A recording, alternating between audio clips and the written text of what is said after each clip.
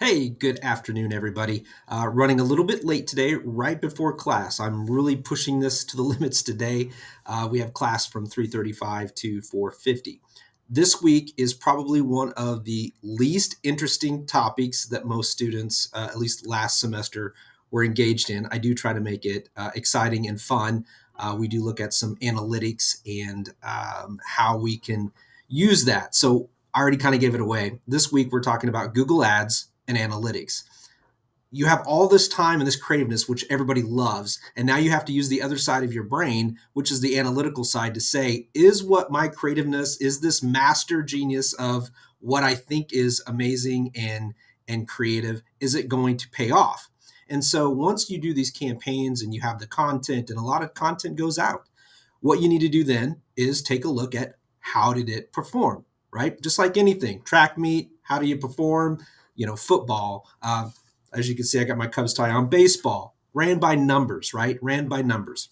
So what are some of the things that we look at? Well, it depends on what part of digital marketing you're looking at, whether it's podcasting, whether it's email marketing, whether it's e-commerce, or whether it's just social media straight up. So when you take all these into consideration, well, what do you need to do? Well, first, it's really about the questions that you ask. Hopefully, one, you know your target audience. That was probably in week 1 or 2, right?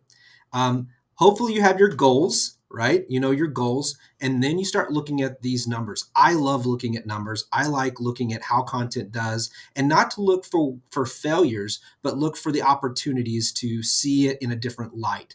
Numbers can be used against you, and numbers can be used to support where you need to go or where you need to pivot. What I like is I like to use digital marketing on the fly by reviewing every 30 days, even every quarter, how those numbers and how that content, those campaigns are performing to make adjustments.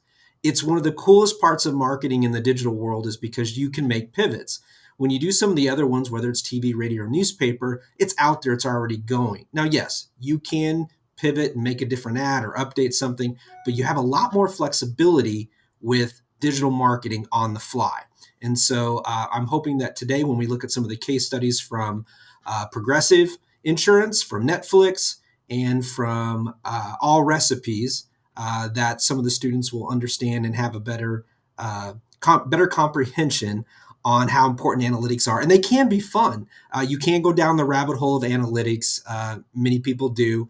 But if you just completely ignore it and don't make time or an effort for it, it's just not beneficial, and you're wasting your money and your time and your resources. So everybody, if you are interested in attending my class or any of the other great, wonderful classes here at the College of Business, there's a scrolling marquee below. Check us out at business.siu.edu. There are amazing programs here, not only in marketing, but there are in accounting and your MBA.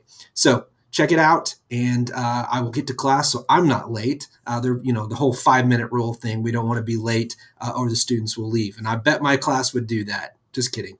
Everybody have a wonderful day, and we're getting close to wrapping up this semester, and I hope that you have been intrigued, learned a little bit, and if you want to take the class, you can always go to SIU and sign up. I'd love to have you. Hopefully I will be back in the spring and fall of next year.